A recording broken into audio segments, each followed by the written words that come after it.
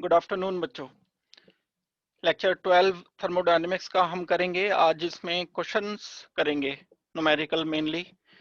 मैं ये आपसे कहना चाहता हूं कि जो क्वेश्चंस हम करेंगे उससे पहले थोड़ी सी थ्योरी रिपीट करके आप लोग बैठो। थ्योरी में भी मेनली जो फॉर्मूला हैं, जो मेन फॉर्मूला है, उनको सिर्फ याद नहीं करना है, हर एक का टर्म पता होना चाहिए, किसका क्या मतलब है, डेल्टा एच का एग्जैक्ट मीनिंग क्या होता है, कब नेगेटिव लिया जाता है, कब पॉजिटिव लिया जाता है, हीट ट्रांसफर्ड का क्या मतलब है, heat given to the system का क्या मतलब है, heat given by the system का क्या मतलब है, work done on the system का क्या मतलब है, work done by the system का क्या मतलब है। छोटी छोटी चीजें जब हमें पता होंगी तब हम बिल्कुल स्मूथली न्यूमेरिकल्स को कर पाएंगे। अदरवाइज बिना थ्योरी के न्यूमेरिकल्स नहीं हो पाते। अभी आज तो हम बड़े सिंपल सिंपल से शुरू के ये 3-4 लेक्चर जो होंगे न्यूमेरिकल्स के, इनमें बड़े आसान आसान से न्यूमेरिकल हम करेंगे एनसीईआरटी लेवल के, क्योंकि बिल्कुल पक्के हो जाएंगे, फिर इनको लेवल को बढ़ाएंगे आहिस्ता आहिस्ता धीरे धीरे करके। तो सबसे पहला न्यूमेरिकल मैंने दिया आपको, 1 मिनट लगाओ इसको पढ़ने में और सोचने में, वीडियो को पॉज करके, फिर उसके बाद आप इसको कॉपी पेन पर सॉल्व करो, कॉपी पेन से खुद। और डिस्कस तो मैं कर ही रहा हूं, फिर चेक कर लो कि आपने ठीक किया है कि नहीं किया है, कितना कुछ समझ आया है।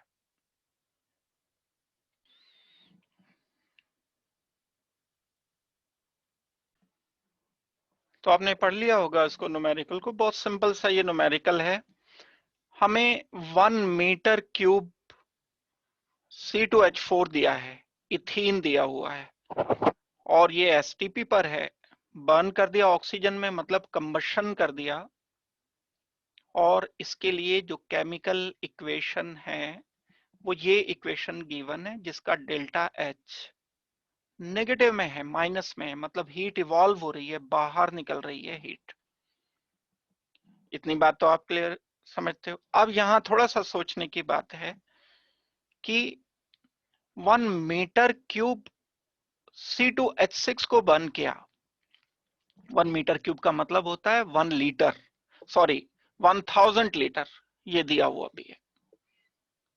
लेकिन जो हमें क्वेश्चन में ये डेटा दिया हुआ है, ये डेटा 1 मोल के इक्विवेलेंट का है एसटीपी पर। किसी भी गैस के 1 मोल का वॉल्यूम 22.4 लीटर होता है। इसका मतलब ये है कि ये एनर्जी जो इवॉल्व हो रही है, ये 22.4 लीटर से हो रही है। तो सिंपल सा मोल कंसेप्ट अप्लाई करो भाई। अगर मैं 22.4 लीटर से 1410 किलो जूल एनर्जी लिबरेट कर रहा हूं, हीट लिबरेट कर रहा हूं, तो 1000 लीटर से कितना हो जाएगा, ये आप यूनिटरी मेथड से सीधे से कैलकुलेट कर सकते हो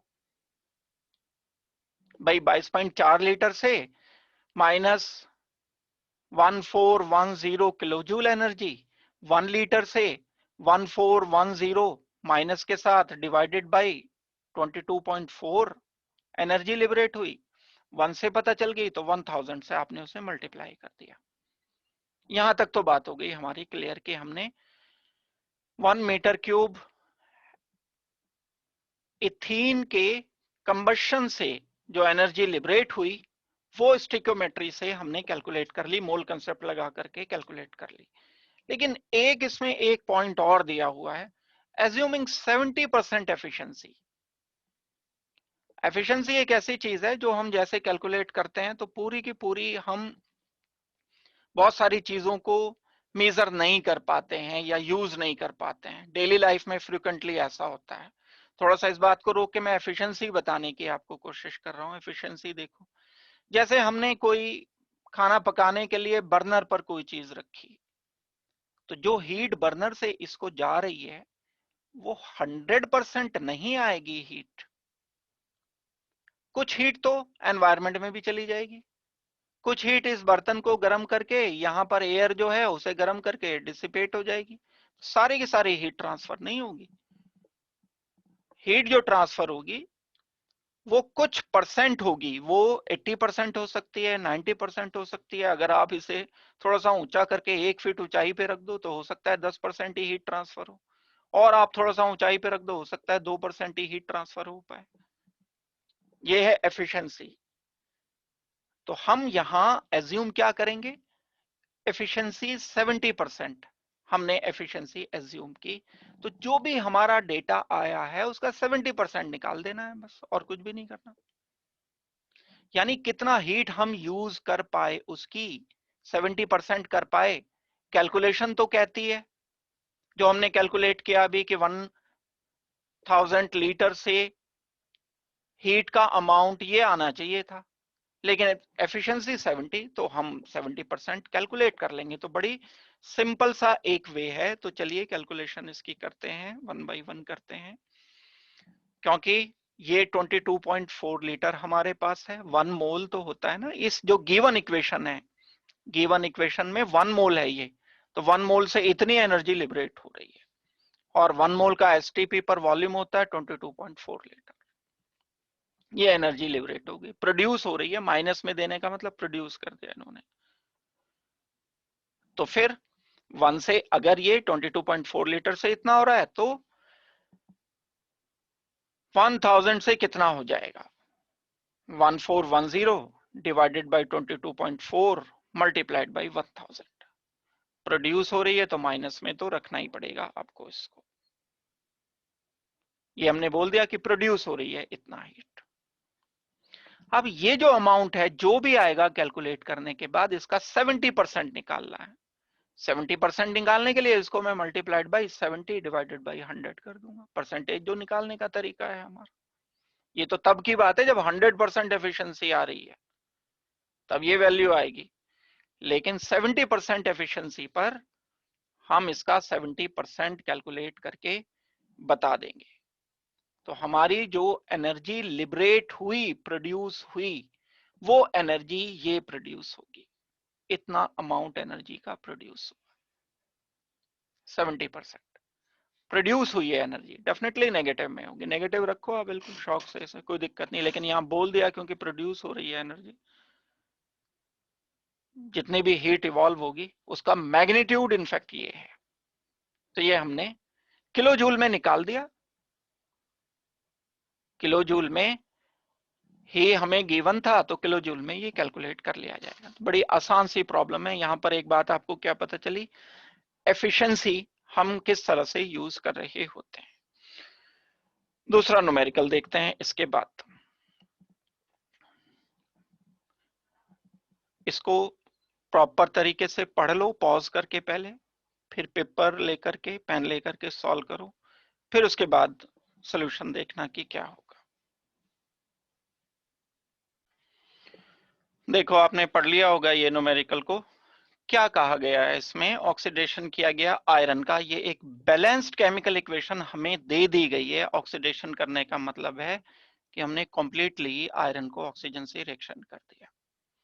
अब इसमें यहाँ एंथैल्पी चेंज तो बाद की बात है, एंट्रोपी चेंज दिया है, और ये एंट्रोपी चेंज नेगेटिव में है, मतलब बाद की एंट्रोपी कम है, पहले की एंट्रोपी ज्यादा है। नेगेटिव होने का मतलब ये हो गया। टेम्परेचर दे दिया, एक फिक्स टेम्परेचर पर इस रिएक्शन को किया गया।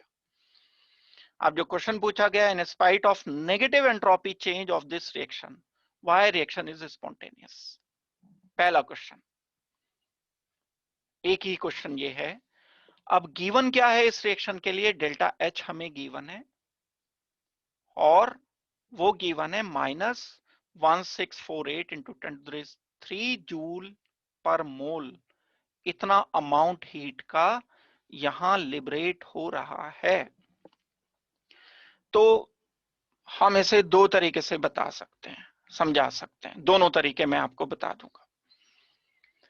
देखो हमें पता है कि फाइनल पैरामीटर किसी रिएक्शन को स्पॉन्टेनियस बताने वाला एंट्रोपी नहीं है। अगर कोई सिस्टम की बात हो रही है तो डेल्टा एस इस सिस्टम के लिए प्रोसेस होने के बाद बढ़ भी सकता है, डेल्टा एस इस सिस्टम के लिए कम भी हो सकता है। स्पॉन्टेनियस रिएक्शन के लिए एस बढ़ना एस कम होना पॉसिबल है, क्योंकि स्पॉन्टेनिटी सिस्टम के लिए डेल्टा एस डिसाइड नहीं करता। ठीक हो गई बात। फाइनली फिर क्या डिसाइड करता है? फाइनली डिसाइड करता है डेल्टा जी। अगर डेल्टा जी किसी प्रोसेस के लिए, इस प्रोसेस के लिए नेगेटिव आ जाएगा, तब हम बोल सकते हैं कि अगर नेगेटिव आ गया तब हम प्रोसेस को स्पॉन्टेनियस बता सकते हैं। तो एक तरीका तो ये है कि आप इसका डेल्टा जी कैलकुलेट कर लो। तरीका नंबर 1 तो ये हो गया। तरीका नंबर 2 ये हो जाएगा कि आप सिस्टम की एंट्रोपी दी हुई है और टोटल एंट्रोपी कैलकुलेट कर लो। आप टोटल एंट्रोपी कैलकुलेट कर लोगे, यानी यूनिवर्स की एंट्रोपी कैलकुलेट कर लोगे डेल्टा एस। तो आपको पता है कि डेल्टा एस टोटल यानी यूनिवर्स की एंट्रोपी बढ़ती चली जा रही है रेगुलरली। जो स्पॉन्टेनियस प्रोसेसेस हैं वो तभी होंगे जब डेल्टा एस इंक्रीज करेगा। तो एक चीज अगर हम ये प्रूव कर दें कि डेल्टा एस टोटल पॉजिटिव है, तो भी स्पॉन्टेनिटी प्रूफ हो जाती है। टोटल की बात हो रही है। ये जो डेल्टा जी गिवन है ये इस सिस्टम के लिए दिया हुआ है। तीन चीजें हैं ना, एक सिस्टम है, एक बाहर चारों तरफ सराउंडिंग है, सिस्टम एंड सराउंडिंग मिलकर के यूनिवर्स यानी टोटल बन रहा है। तो सिस्टम की एंट्रोपी इंक्रीज या डिक्रीज हो गई, सराउंडिंग की डिक्रीज या इंक्रीज हो गई, इसकी बात नहीं कर रहे हैं। स्पॉन्टेनियस प्रोसेस के लिए टोटल यूनिवर्स की एंट्रोपी बढ़ती चली जानी चाहिए। इस सेकंड लॉ ऑफ थर्मोडायनेमिक्स जो हमने पढ़ा था। तो ये दो चीजों में से कोई सी भी एक कर दो या दोनों की दोनों भी हम कर सकते हैं। ये प्रूफ किया जा सकता है। देखो किस तरह से करेंगे। ये केमिकल रिएक्शन जो हमें गिवन है वही मैंने दोबारा से लिखा, ये कुछ नया नहीं किया। अब अगर मैं बात करता हूं डेल्टा एस सराउंडिंग की, तो डेल्टा एस सराउंडिंग का फॉर्मूला आपको याद होना चाहिए, heat transferred divided by T. अब ये हीट दी जा रही है, सिस्टम हीट बाहर निकाल रहा है, सराउंडिंग को दे रहा है, तो मैं लिखूंगा माइनस क्यू लिख सकते हो। और यहां पर क्यू जो हमें गिवन है वो डेल्टा एच, ये वाला डेल्टा एच आर गिवन है, डिवाइडेड बाय टी आ जाएगा हमारा। तो यहां से मैं डेल्टा एस सराउंडिंग निकाल लूंगा। डेल्टा एस सिस्टम मुझे दिया हुआ है, डेल्टा एस टोटल निकाल लिया जा सकता है। आप जानते हो delta S total is equal to delta S surrounding plus delta S system. Surrounding का निकाला मैंने यहां से, यहां सिस्टम का गिवन है, टोटल मैंने कैलकुलेट कर लिया। ये वैल्यू अगर पॉजिटिव आ गई तो इसका मतलब है रिएक्शन स्पॉन्टेनियस होना चाहिए। एक तरीका तो ये है, पहले हम यही तरीका करते हैं। तो देखो इसमें सबसे पहले डेल्टा एस सराउंडिंग हो गया हमारा, हीट जो ट्रांसफर की गई है डिवाइडेड बाई टी।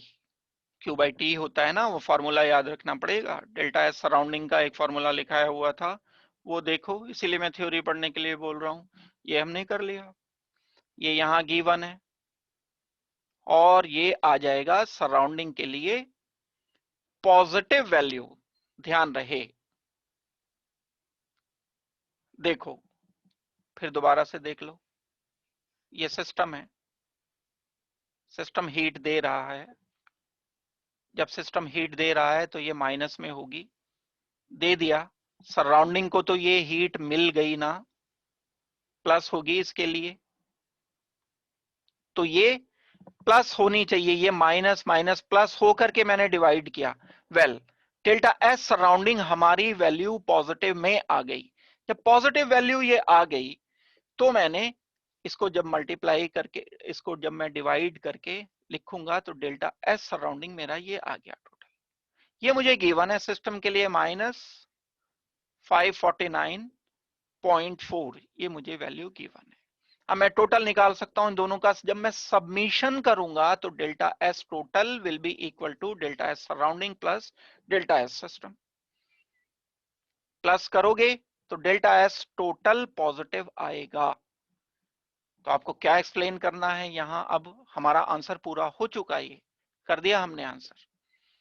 आप बोलोगे ठीक है नेगेटिव एंट्रोपी ये दी हुई है जरूर, लेकिन ये सिस्टम के लिए दी हुई है।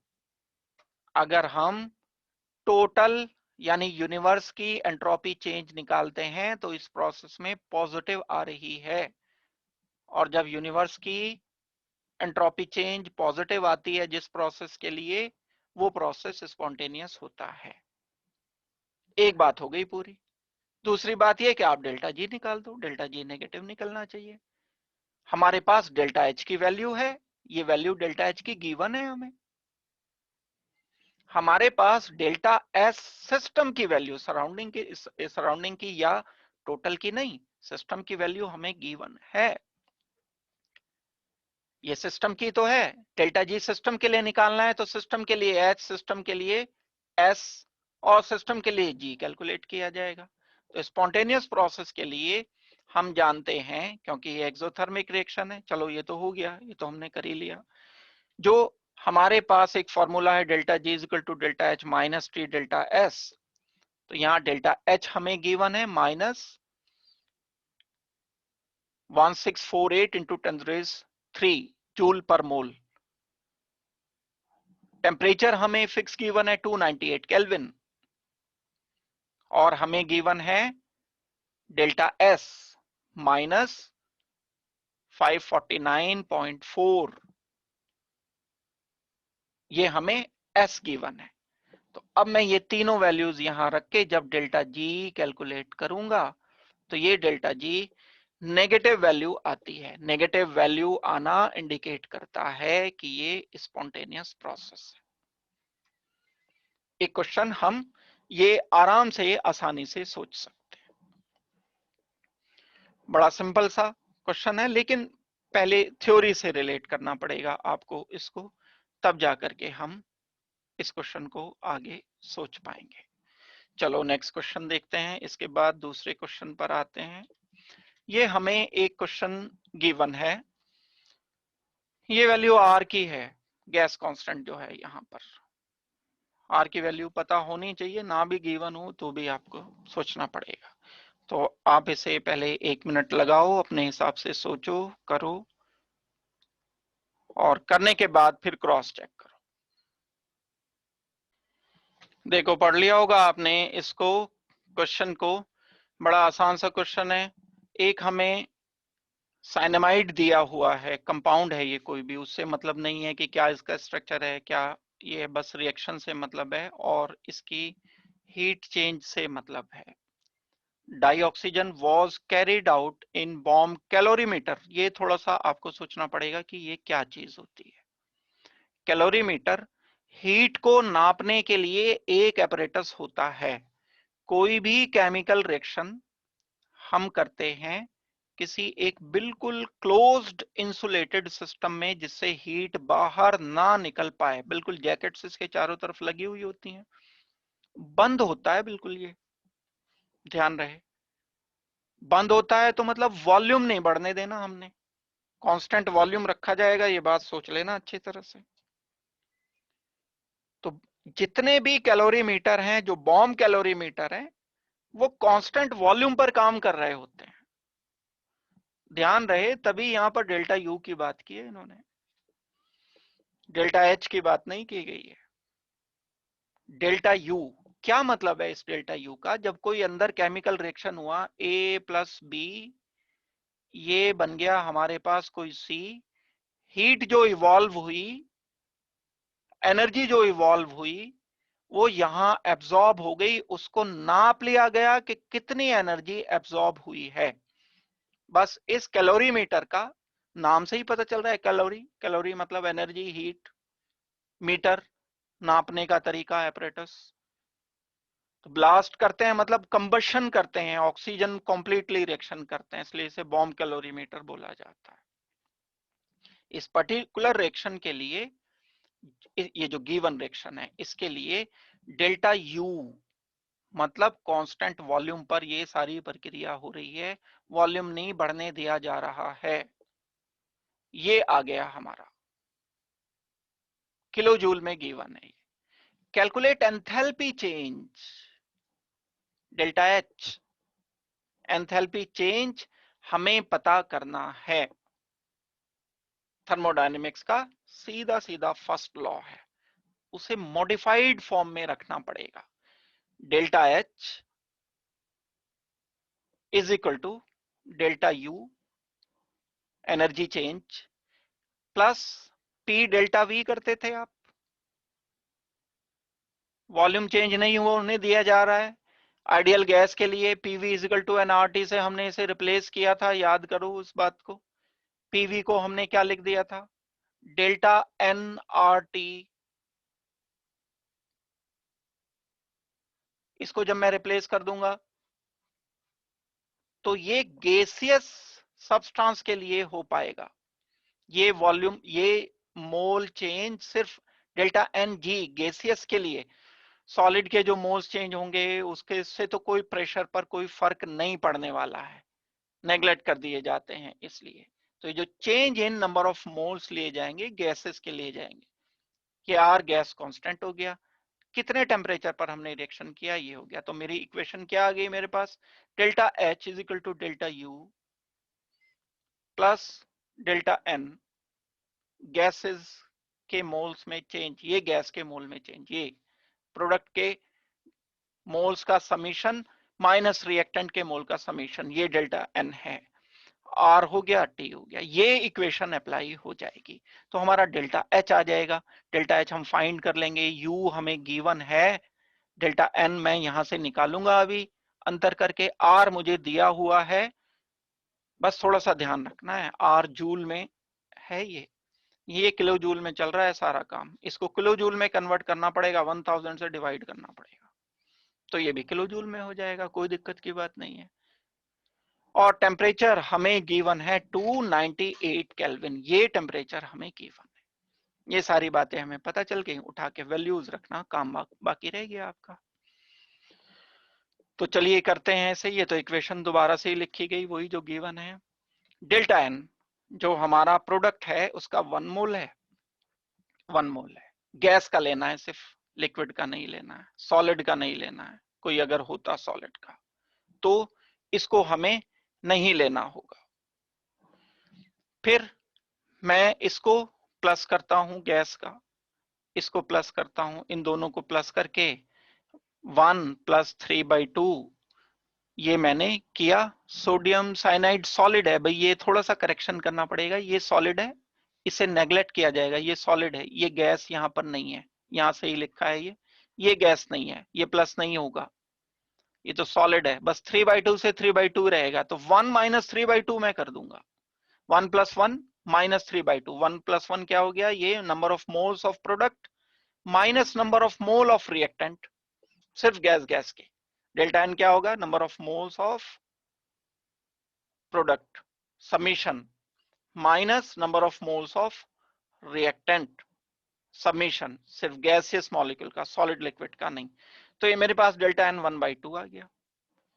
अब मैं इसको डिजायरेबल इक्वेशन में, डेल्टा यू मुझे गिवन है, ये किलो जूल पर मोल में गिवन है, तो मैं अब उठा करके इसे रख सकता हूं, delta H is equal to delta U plus delta N gaseous R T.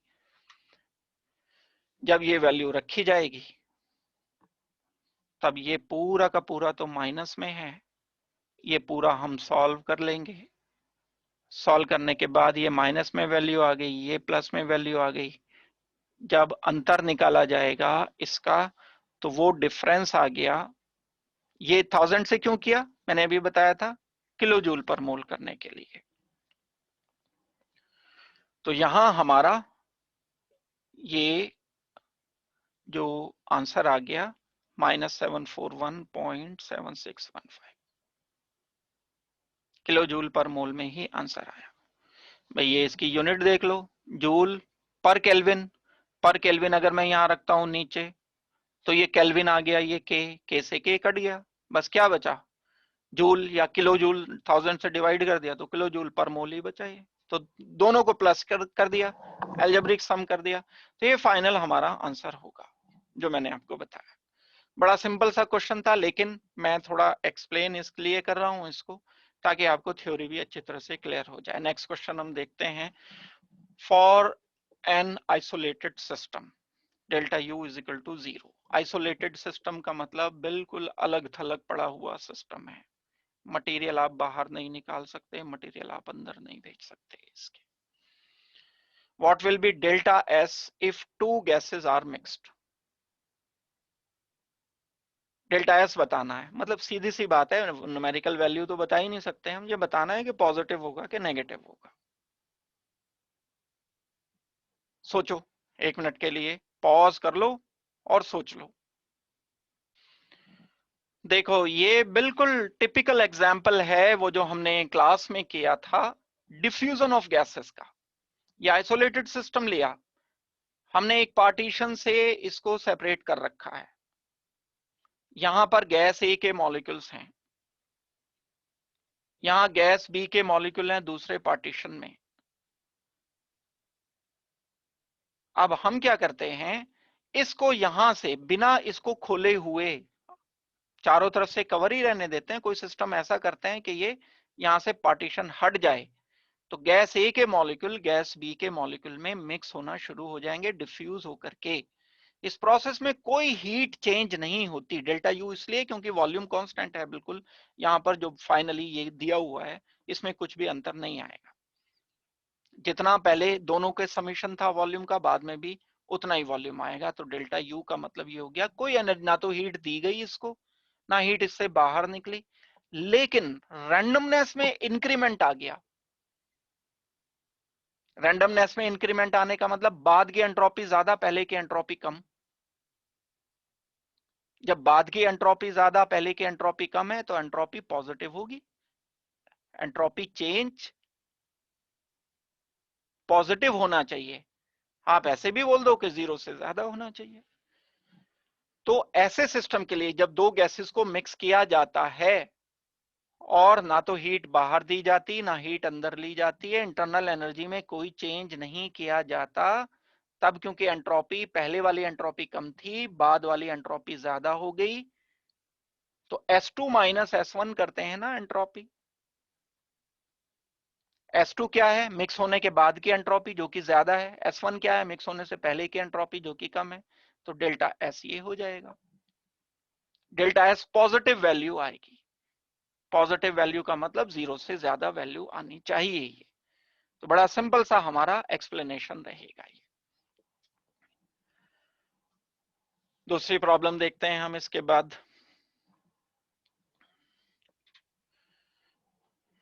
एक मिनट के लिए इसको पॉज करके सोचो पहले इसका आंसर, फिर उसके बाद एक्सप्लेनेशन देखने की कोशिश करो। देखो एक ही केमिकल रिएक्शन दिया है, दो क्लोरीन एटम हैं, अब ये दो हैं, गिनती ज्यादा है, ये एक हो गया मॉलिक्यूल। एक तो इस बात पे ध्यान देना है, दूसरा इस बात पर ध्यान देना है कि यहां पर क्लोरीन एटम से कनेक्टेड है और ये बॉन्ड बन गया है। जब बॉन्ड बनता है तो एनर्जी निकलती है, बॉन्ड फॉर्मेशन में एनर्जी लिबरेट होती है, बॉन्ड डिसोसिएशन एनर्जी की अगर आपने डेफिनेशन पढ़ी हो। जब हम कोई बॉन्ड उनके कॉन्स्टिट्यूएंट एलिमेंट से बना रहे होते हैं तो इसलिए एनर्जी लिबरेट हो, क्योंकि साइन पूछे हैं ना यहाँ पर, what are the sign of delta H and delta S, तो हमें पता होना चाहिए कि एनर्जी निकली है या एनर्जी हमने दी है। तो डेल्टा एच के लिए तो बात क्लियर हो गई कि नेगेटिव होगा। क्यों नेगेटिव होगा, क्योंकि बॉन्ड बना है, बॉन्ड बनने में एनर्जी निकलती है, डेल्टा एच नेगेटिव होगा तो एनर्जी निकलेगी। एक बात तो ये हो गई। अब दूसरी बात, एंट्रोपी पर आते हैं। यहां दो एटम है क्लोरीन एंड क्लोरीन अलग अलग, जब मोल्स या एटम्स ज्यादा होते हैं तब एंट्रोपी ज्यादा होती है। याद करो थ्योरी करते हुए हमने डिस्कस की थी इस बात को कि एंट्रोपी, नंबर ऑफ मोल्स जैसे जैसे बढ़ते हैं एंट्रोपी बढ़ती है, टेम्परेचर बढ़ता है एंट्रोपी बढ़ती है, सॉलिड से लिक्विड की तरफ आता है तो एंट्रोपी बढ़ती है। इसकी एंट्रोपी ज्यादा है, इसकी एंट्रोपी कम है, तो बाद वाले की एंट्रोपी कम है, पहले वाले की एंट्रोपी ज्यादा है, क्योंकि ये दो एटम्स हैं, ये एक मॉलिक्यूल है, ये तो कंबाइन हो गया ना, जहां चलेगा पूरा मॉलिक्यूल साथ चलेगा, एक काउंट होगा, अब ये यूनिट बोला जाएगा इसे। जबकि ये दो अलग अलग एटम है, ये एटम इधर भी जा सकता है इधर भी जा सकता है, रैंडमनेस ज्यादा है इस केस में, तो बाद की एंट्रोपी अगर कम हो गई, पहले की एंट्रोपी अगर ज्यादा है, इसका मतलब है डेल्टा एस भी नेगेटिव आएगा। बाद की एंट्रोपी कम है, कम वैल्यू में से ज्यादा वैल्यू माइनस करोगे, ये S2 है ये S1 है, S2 माइनस S1 करना मतलब कम वैल्यू में से ज्यादा वैल्यू को माइनस करना, तो डेल्टा एस नेगेटिव हो गया, तो डेल्टा एस नेगेटिव होगा। तो ये दोनों delta H and delta S negative बताने पड़ेंगे, इसका आंसर आपको। देख लो इसको प्रॉपरली आप अच्छी तरह से। आई होप के समझ आ गई होगी बात ये। इसके बाद एक और न्यूमेरिकल करते हैं हम, एक और क्वेश्चन करते हैं। इक्विलिब्रियम कांस्टेंट पर आ गया, तो सीधा सा फार्मूला बेस्ड क्वेश्चन था। Equilibrium constant for the reaction is 10, कोई भी k की वैल्यू गिवन है। इक्विलिब्रियम कांस्टेंट आप जानते होंगे, a plus b is giving you c plus d। जब ये दोनों CD बना रहे हैं, CD कंबाइन होकर ये, तो K क्या हो जाता है equilibrium constant, concentration of C concentration of D divided by concentration of A concentration of B।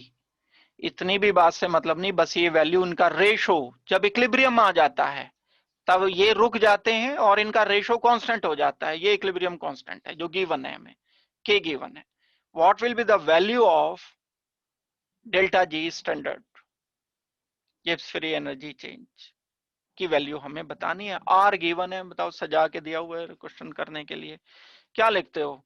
Delta G किसी भी रिवर्सिबल रिएक्शन के लिए minus 2.303 RT log to the base 10 K होता है। ये K इक्विलिब्रियम कांस्टेंट है जो कि गिवन है, लॉग की भी वैल्यू की जरूरत नहीं, log 10 हो गया, सीधा सा 1 हो जाएगा। टेम्परेचर हमें गिवन है 300 केल्विन में ही गिवन है, अगर सेल्सियस में दिया होता तो पहले केल्विन में बदलना होता। 300 गिवन है, आर की वैल्यू उठा करके हम यहाँ पर ये जू की तू प्लेस कर देंगे, ये वैल्यू आर की आ गई, मल्टीप्लाई कर देंगे हम, माइनस साइन ये है ही, तो डेल्टा जी हमारा आ गया। डेल्टा जी जो आया हमारा नेगेटिव में आया, सारी वैल्यूज ये सब पॉजिटिव हैं, ये पॉजिटिव है, माइनस साइन पहले से लगा है, नेगेटिव आ गया, तो ये स्पॉन्टेनियस रिएक्शन होगा। यानी धीरे धीरे ये रिएक्शन आगे बढ़ता चला जा रहा है। इक्विलिब्रियम कांस्टेंट तो इक्विलिब्रियम पर गिवन था, लेकिन इस कंडीशन में जहां पर ये हमें कंडीशन दी है, टेम्परेचर दिया है और डेल्टा जी कैलकुलेट करना है, तो डेल्टा जी इसके लिए पॉजिटिव होगा। थोड़ा सा टेक्निकल बात है, जोर लगा के सोचने की कोशिश करो। इक्विलिब्रियम कांस्टेंट देने का मतलब ये नहीं है कि वो रिएक्शन जरूरी इक्विलिब्रियम पर चल रहा है, उस रिएक्शन पर जब वो इक्विलिब्रियम में होगा तो उसका कांस्टेंट 10 है इक्विलिब्रियम कांस्टेंट। अब जरूरी नहीं है कि वो, अब इक्विलिब्रियम कांस्टेंट तो रहेगा कांस्टेंट ही, तो चाहे वो रिएक्शन इक्विलिब्रियम में नहीं भी है तब भी आपको K की वैल्यू तो 10 ही रखनी पड़ेगी। जैसे अब ये है, फिर तो यूं तो हम कहते हैं कि अगर कोई भी रिएक्शन इक्विलिब्रियम पर होता है डेल्टा जी की वैल्यू 0 होती है, ये आप जानते होगे बात। तो फिर अगर आप इसे इक्विलिब्रियम पर पहले से ही मान लोगे तो डेल्टा जी की वैल्यू निकालने की क्या जरूरत है, तो 0 होनी चाहिए। फिर इक्विलिब्रियम पर डेल्टा जी 0 होता है।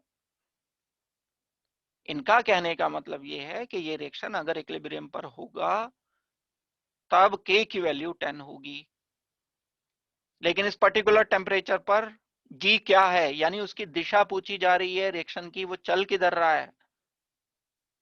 फॉरवर्ड चल रहा है तो डेल्टा जी नेगेटिव, बैकवर्ड चल रहा है तो डेल्टा जी पॉजिटिव आना चाहिए था। 0 अगर आ जाती डेल्टा जी की वैल्यू तो बिल्कुल सही सही है, यानी अब यही इक्विलिब्रियम है।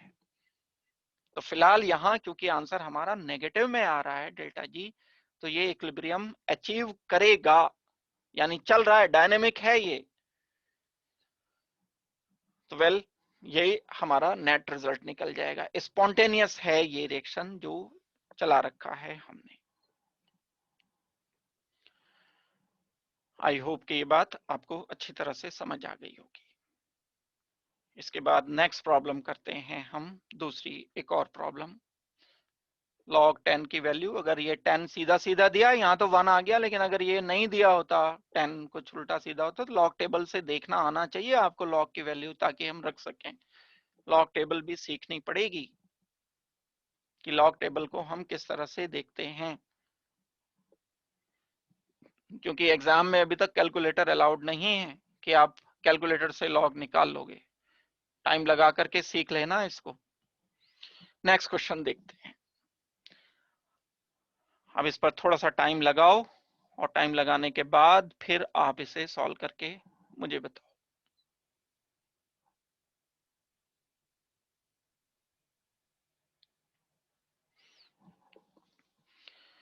देखो क्या पूछा गया है रिएक्शन में, बिल्कुल अलग सा क्वेश्चन है।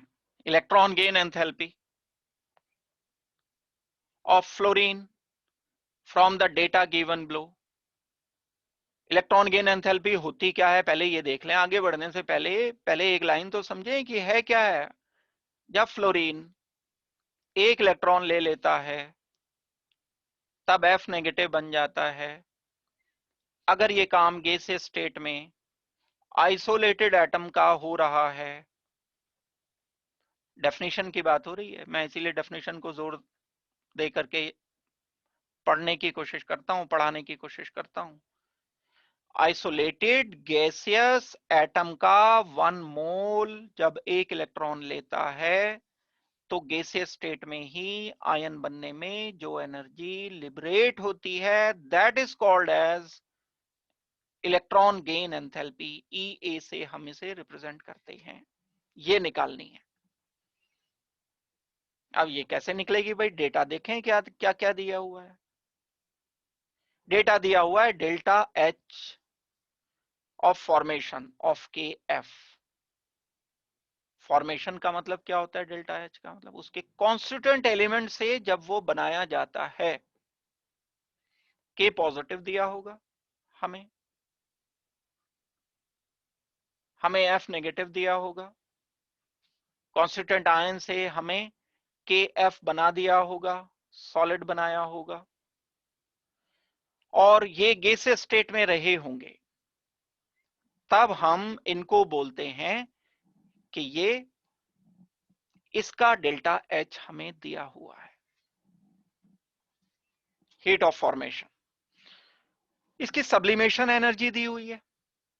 सब्लिमेशन मतलब सॉलिड से डायरेक्ट लिक्विड में कन्वर्ट किए बिना गैसियस स्टेट में KF को बदल दें। डिसोसिएशन एनर्जी F2 की गिवन है, लैटिस एनर्जी गिवन है KF की। ये सारी चीजें हमें गिवन हैं। और आयोनाइजेशन एनर्जी गिवन है, K से K पॉजिटिव बनाने में जो एनर्जी चाहिए होती है वो हमें गिवन है। डेफिनेटली गैसियस स्टेट की बात हो रही है, गैसियस स्टेट की बात हो रही है। अब आप कहोगे कि ये सॉल्व कैसे होगा, बिल्कुल होगा सॉल्व। एक चीज आपको कभी बताई गई थी बॉन्डिंग वाले चैप्टर में, बॉर्न हेबर साइकिल। थोड़ा सा टाइम इस न्यूमेरिकल को करने से पहले आप बॉर्न हेबर साइकिल पढ़ने में लगाओगे, तब जाकर के ये प्रॉपरली समझ पाओगे, अदरवाइज नहीं आएगा। उसमें हम क्या करते थे, सारी एनर्जीज का algebraic sum heat of reaction के बराबर होता है। Born Haber cycle Hess's law ही है, कुछ और नहीं है, हेसेस लॉ के अलावा कुछ भी नहीं है। हमने कोई रिएक्शन किया, सपोज करते हैं पोटेशियम लिया, सॉलिड स्टेट में था, ध्यान से देखना है इसको, इक्वेशन को। प्लस हमने फ्लोरीन लिया, KF बनाना है ना, और साथ में हमने KF बना दिया, सॉलिड बनाया। ये गैसियस था, ये सॉलिड गिवन था। जब ये बनाया तो बैलेंस नहीं हुई, तो इसको मुझे 1/2 करना पड़ा अपनी तरफ से करने के लिए, क्योंकि हीट ऑफ फॉर्मेशन जो होती है डेल्टा एच एफ जो होती है कॉन्स्टिट्यूएंट एलिमेंट के 1 मोल बनाने के लिए, तो 1 मोल बनाना है मुझे, तो मैं इसको 1/2 करूंगा। बैलेंस करने के लिए इसको 2 नहीं करूंगा, अगर 2 कर दूंगा मैं तो 2 मोल के लिए थोड़ी गिवन है, ये तो 1 मोल के लिए गिवन है हीट ऑफ फॉर्मेशन KF की। दैट मीन्स फ्लोरीन को मुझे 1/2 करना पड़ेगा। एक इक्वेशन ये गिवन है। अब अगर मैं इस पोटेशियम को यहां पर कन्वर्ट करता हूं पोटेशियम गैसियस में, तो डेल्टा एच सब्लिमेशन चाहिए मुझे, delta H sublimation, heat of sublimation potassium gaseous से। पोटेशियम गैसियस से मुझे पोटेशियम पॉजिटिव बनाना है गैसियस स्टेट में, इसको हम बोलते हैं आयोनाइजेशन एनर्जी, IE। ये मुझे गिवन है, ये मुझे गिवन है, ये मुझे गिवन है। ठीक हो गई बात। दूसरी तरफ चलते हैं। दूसरी तरफ ये जो फ्लोरीन को मैंने बॉन्डेड फॉर्म में लिख रखा है आधा मॉलिक्यूल, पहले इसको तोड़ करके मुझे फ्लोरीन एटम बनाना पड़ेगा। फ्लोरीन एटम जब गैसियस बनाया मैंने, तो डेल्टा एच डिसोसिएशन चाहिए। मैं रिपीट कर रहा हूं, ये सारा बोन हेबर साइकिल बॉन्डिंग में बड़ी और भी डिटेल से पढ़ा रखा है, आप पढ़ लो तो बढ़िया है, वरना यहीं पे ध्यान से दे दोगे तो भी समझ आ जाएगी बात। डेल्टा एच डिसोसिएशन था, ये हमें गिवन है। Delta H dissociation energy of F2, यहां ध्यान दो, देखो ये दी हुई है, इतनी एनर्जी रिक्वायर्ड है। अब जब मैं फ्लोरीन को गैसियस स्टेट से फ्लोरीन नेगेटिव गैसियस बनाता हूं, तो इलेक्ट्रॉन एफिनिटी रिक्वायर्ड होती है। ये मुझे नहीं पता है, ये निकालनी है। अब फाइनली ये बनाते कैसे हैं हम? बनाने के लिए इन दोनों को, इसको और इसको जब मैं क्लब कर दूंगा, जोड़ दूंगा, तब फॉर्मेशन हो जाएगी KF की। KF सॉलिड बनेगा। अगर आपको कहा गया कि F नेगेटिव को एंड K पॉजिटिव को कंबाइन कर दिया, कंबाइन करने पर गैसियस स्टेट से किसी आयन को उसकी सॉलिड स्टेट में ले जाकर के कंपाउंड बनाते हैं, तो जो एनर्जी चेंज होता है वो U या लैटिस एनर्जी होता है, इसको हम बोलते हैं लैटिस एनर्जी। ये U लैटिस एनर्जी ये गिवन है हमें, ये आप ध्यान दो कहीं पर होगी, ये कहीं अभी मैं पढ़ रहा था जो डिसोसिएशन, ये लैटिस एनर्जी ऑफ KF, ये हमें एनर्जी गिवन है। तो अब इसको हेसेस लॉ के अकॉर्डिंग आप देखो, जो हमारा डेल्टा HF है वो किसके इक्वल होता है? इन सारी एनर्जीज के सम के बराबर होता है। किसी भी रिएक्शन को जब हम करते हैं, मैंने ये पूरा रिएक्शन किया, पूरा रिएक्शन इतने सारे हिस्सों में टूट करके बना, तो हेसेस लॉ क्या कहता है? सारे स्टेप्स की एनर्जीज का समीशन कर दो, तो उसकी नेट जो रिएक्शन मिल रही है उसकी एनर्जी निकल जाएगी। तो heat of formation of reaction will be equal to delta S sublimation, delta H sublimation, sorry,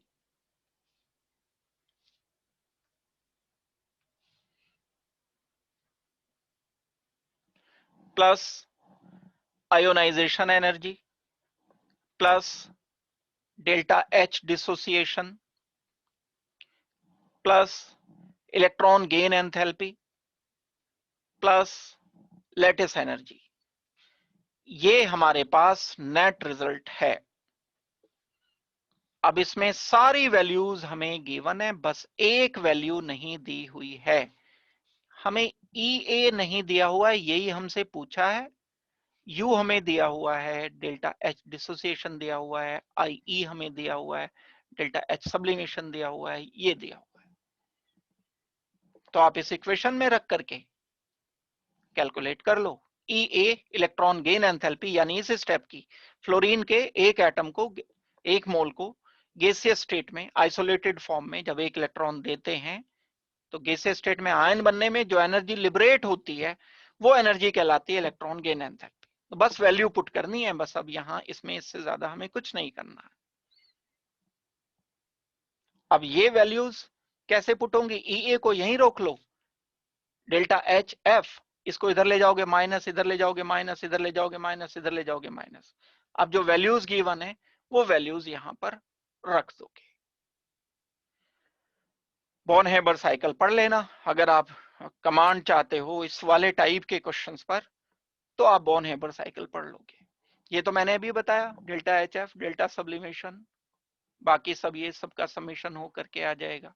तो मुझे EA निकालना है, EA को मैंने यहां रखा और बाकी सबको दूसरी तरफ पहुंचा दिया, तो ये माइनस में हो गए। वैल्यूज एक एक की उठा करके बस मैंने रखी है। जब मैं वैल्यूज उठा करके रखूंगा, ये वैल्यू रख दी मैंने, ये सब्लिमेशन की वैल्यू रख दी, ये वैल्यू रख दी, 1/2 से मैंने इसको मल्टीप्लाई किया। ये काम की बात है, यहाँ पे अटकना चाहिए आपको, क्योंकि मुझे जो वैल्यू गिवन है F2 को 2F में कन्वर्ट होने की वैल्यू गिवन है, जबकि मैंने यूज तो एक फ्लोरीन आधा फ्लोरीन किया है, अभी मैंने बैलेंस की थी जब इक्वेशन। तो ये इसके लिए मुझे गिवन है वैल्यू, इसके लिए गिवन है हीट ऑफ डिसोसिएशन F2 से 2F बनने के लिए गिवन है, जबकि मैंने हाफ F2 यूज किया है, तो मैं उसके डेटा को हाफ से मल्टीप्लाई करूंगा या 2 से डिवाइड करूंगा। तो इस बात पे ध्यान देना बस। और भी कहीं कुछ अगर ऐसा होता है इक्वेशन में तो वैसा ही करते, तो हमने इस इक्वेशन के अकॉर्डिंग किया ना। बाकी ये नेगेटिव में वैल्यू सबमिशन का रखा है, जो नेगेटिव साइन के साथ है वो एज इट इज रखोगे। तो ये टोटल वैल्यू हमारी आ गई है। जब ये टोटल वैल्यूज आ गई हैं तो EA हमारा नेगेटिव में आया। EA नेगेटिव में आने का मतलब कि एनर्जी लिबरेट होती है, और वो हम जानते ही हैं पहले से कि एनर्जी इतनी लिबरेट होगी। तो इसको प्रॉपरली करना, और अच्छी तरह से समझना चाहते हो तो एक बार और बॉर्न हेबर साइकिल पढ़ लेना। बॉर्न हेबर साइकिल पढ़ लोगे तो बात अच्छी तरह से क्लियर हो जाएगी, समझ आ जाएगी। नेक्स्ट क्वेश्चन देखते हैं। Calculate the work performed. ये इन शब्दों का बड़ा केयरफुली ध्यान रखना। Work done on the system, work done by the system, work performed by the system, work performed on the system. अब calculate the work performed when, किया गया, काम किया गया, when 2 moles of hydrogen expand isothermally। Isothermal reversible, ये दो शब्द याद रखने हैं, इनके लिए एक इक्वेशन याद रखनी है, वर्क डन कैसे कर रहे होते हैं हम। आइसोथर्मल टेम्परेचर में कोई परिवर्तन नहीं करते हुए फिक्स टेम्परेचर पर क्या करना है, रिवर्सिबली हमें एक्सपेंशन करना है। 2 मोल हाइड्रोजन लिया और उस 2 मोल हाइड्रोजन का एक्सपेंशन कर दिया हमने, आइसोथर्मली किया, फिक्स टेम्परेचर पर किया, और रिवर्सिबली किया। रिवर्सिबली होने का मतलब ये है कि हम एक पर्टिकुलर रूल फॉलो करते हैं रिवर्सिबल के लिए, इनफाइनाइटली स्मॉल चेंज कर रहे होते हैं, और इक्वेशन यूज करते हैं W is equal to minus 2.303 nRT log V2 over V1। ये इक्वेशन हमने ड्राइव की थी, फॉर्मूला अच्छी तरह से पढ़ करके बैठना। एक्सपेंशन के बाद का वॉल्यूम, एक्सपेंशन से पहले का वॉल्यूम। जो एक्सपेंशन से पहले का वॉल्यूम है वो एक्सपेंशन से बाद का वॉल्यूम है। कितना वॉल्यूम है एक्सपेंशन से पहले का? 15 लीटर। बाद का वॉल्यूम कितना है? 50 लीटर। आर कितना दिया हुआ है? नहीं दिया हुआ है, तो आप आर की वैल्यू को रख दोगे, जो भी आर की वैल्यू होगी।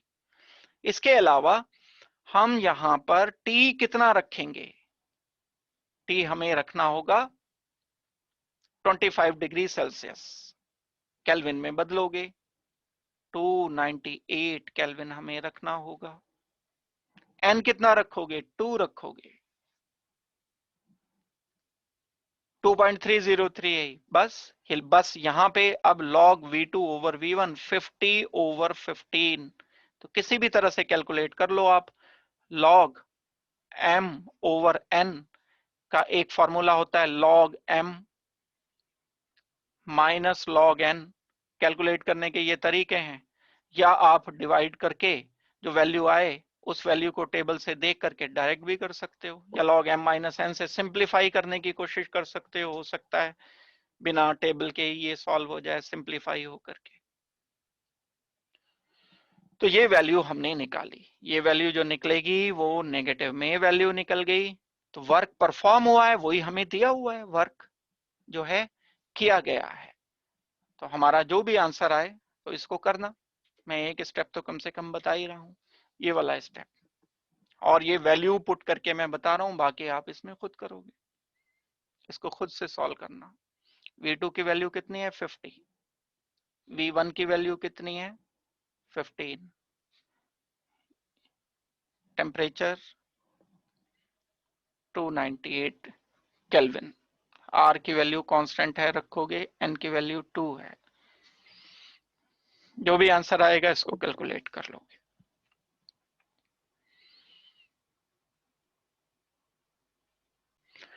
नेक्स्ट क्वेश्चन देखते हैं इसके बाद। If A gas at pressure of 10 atmospheric pressure and temperature given है 300 केल्विन, कैपिटल के लिखना है, ये स्मॉल लिखा गया गलती से, एक्सपैंड करेगी ये। जब इतना टेम्परेचर आपने कर रखा है, प्रेशर आपने कांस्टेंट रखना चाहा, फिक्स प्रेशर रखना चाहा, तो एक्सटर्नल प्रेशर एक बिल्कुल फिक्स है, तो ये धीरे धीरे एक्सपेंड करती चली जाएगी। ठीक हो गई बात? Against a constant external pressure of 2 atmosphere, ये एक्सटर्नल प्रेशर 2 एटमॉस्फेयर का है, ये ध्यान देनी है बात। इंटरनल प्रेशर इसमें ज्यादा है, एक्सटर्नल प्रेशर जो हम ऊपर से अप्लाई कर रहे हैं वो कम है, तो एक्सपेंड करना शुरू करेगा ही। तो 10 लीटर था इनिशियली, तो धीरे धीरे बढ़ते बढ़ते वो 20 लीटर हो गया वॉल्यूम, बाद में वॉल्यूम 20 हो गया, शुरू में वॉल्यूम 10 लीटर था। प्रोसेस आइसोथर्मल है, टेम्परेचर में कोई परिवर्तन नहीं ला रहे हैं हम, टेम्परेचर हमने फिक्स कर रखा है। वर्क डन आपको इसमें एक्सप्लेन करना है, तो बड़ा एक सिंपल सा हम फॉर्मूला कर रहे होते थे, work done is equal to minus P external, ये प्रेशर जो हमें रखना है एक्सटर्नल रखना है, and delta we, V2 minus V1। जब हम किसी गैस को यहां पर कोई रखे हुए हैं, इंटरनल प्रेशर जो है इसका, जो नीचे से ये ऊपर अप्लाई कर रहा है, वो प्रेशर तो है 10 एटमॉस्फेरिक प्रेशर, ज्यादा प्रेशर है। ऊपर से जो प्रेशर लग रहा है एक्सटर्नल, ये प्रेशर अप्लाई हो रहा है 2 एटमॉस्फेरिक प्रेशर, 2 atm, ये कम है ये ज्यादा है, तो क्या होगा, ये धीरे धीरे पिस्टन ऊपर फैलता जाएगा, ऊपर चलता चला जाएगा, चलता चला जाएगा। इनिशियल वॉल्यूम जो था वो हमारा 10 लीटर था यहां, अब बढ़ते बढ़ते बढ़ते बढ़ते बढ़ते बढ़ते वॉल्यूम 20 लीटर हो गया, ये बाद में थोड़े टाइम के बाद 20 लीटर हो गया। तो यहां हमें फॉर्मूले में जब भी हमने किया था तो आपको ये एक्सटर्नल लिखाया गया था, एक्सटर्नल ही लिखना है, इंटरनल से मतलब नहीं है कुछ भी। तो हम इसे सॉल्व कर सकते हैं सीधे से, चाहे आप इंटीग्रेटेड फॉर्म इसकी इक्वेशन की रख लो, और चाहे डायरेक्ट भी कर दोगे, इंटीग्रेशन करोगे तो भी यही वैल्यू आएंगी। T external delta V, V क्या है, V2 minus V1, 20 minus 10। T external क्या है, 2 है, माइनस रखना पड़ेगा, ये माइनस होगा। ये हमारी टोटल वैल्यू आ गई है। कितने आई वैल्यू, ये -20। प्रेशर एटमॉस्फेयर में है, ये लीटर में है वॉल्यूम, तो लीटर एटमॉस्फेयर या एटमॉस्फेयर लीटर, कुछ भी बोल दो आप। एटमॉस्फेयर लीटर में ये हमारा आंसर निकला।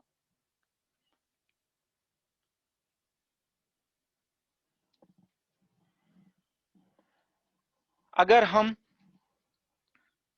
वर्क डन की बात करते हैं, तो ये वर्क डन है, किया गया वर्क, इस पर नहीं, सिस्टम पर नहीं हुआ है, सिस्टम ने किया है वर्क, बाहर सराउंडिंग पर किया है। तो हम इसकी यूनिट जूल में भी कर सकते हैं। जूल में कैसे करेंगे यूनिट, 1 लीटर एटमॉस्फेयर या 1 एटमॉस्फेयर लीटर बराबर होता है 101.32 जूल्स के। ये 20 गिवन है हमें, तो ये हो जाएगा 20 मल्टीप्लाइड बाय 101.32 जूल। तो वर्क डन हमारा ये हो जाएगा, माइनस रखना पड़ेगा इसके साथ। तो फाइनली आंसर जो भी कुछ आए हमारा, इसे मल्टीप्लाई कर ही लो, चलो आसान वाली मल्टीप्लीकेशन है तो हम कर सकते हैं। 2 1 2 0, ये आ जाएगा -2 और एक ये 0 हुआ तो इधर शिफ्ट हो जाएगा, 3 2 6 एंड 4, ये लगभग आ गया। ये जूल हमारा आंसर होगा। जूल में अगर निकालना है तो हम ये कर सकते हैं, डिवाइडेड बाय जूल नहीं है, जूल है, ये कभी कंफ्यूज हो जाओ।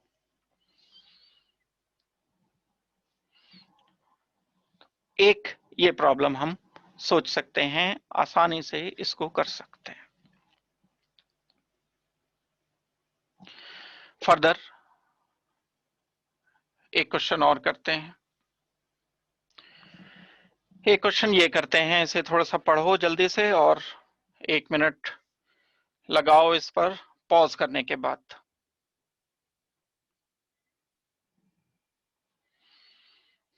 क्या क्वेश्चन गिवन है, 2a + b giving c, delta H है इसके लिए, पॉजिटिव है, बाहर से एनर्जी देनी पड़ रही है, डेल्टा एस पॉजिटिव है, मतलब रैंडमनेस इंक्रीज हो रही है, उससे मतलब नहीं है, हमसे क्वेश्चन देखना है कि क्या है।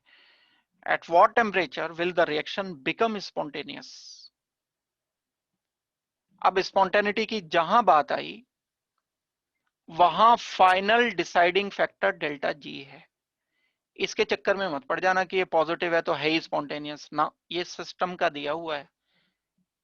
हम यूनिवर्स का या टोटल डेल्टा एस निकाल लें अगर किसी तरह से, वो निकाल नहीं पाएंगे हम।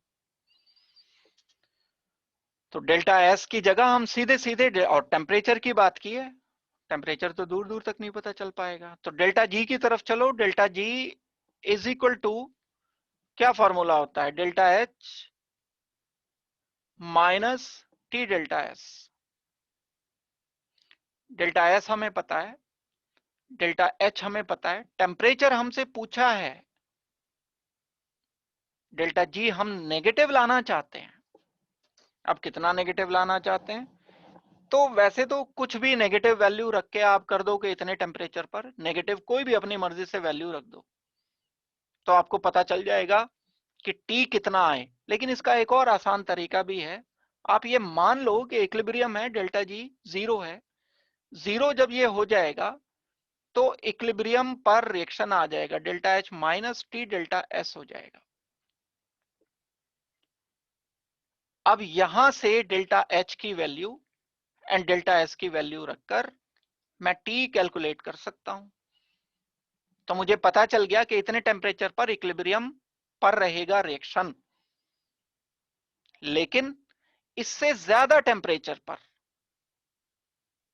जी की वैल्यू नेगेटिव आएगी, इससे कम टेम्परेचर पर जी की वैल्यू पॉजिटिव आएगी। इस तरह से आपको डिसाइड करना पड़ेगा। तो डेल्टा जी 0 रख करके आप काम चला सकते हो। डेल्टा जी जब 0 रखोगे तो टी कितना आ जाएगा, टी आ जाएगा आपका delta H over delta S over, नहीं मैं अगर इसको इधर लेकर के जाऊंगा, हाँ तो पॉजिटिव हो जाएगी वैल्यू, तो टेम्परेचर ये आ जाएगा।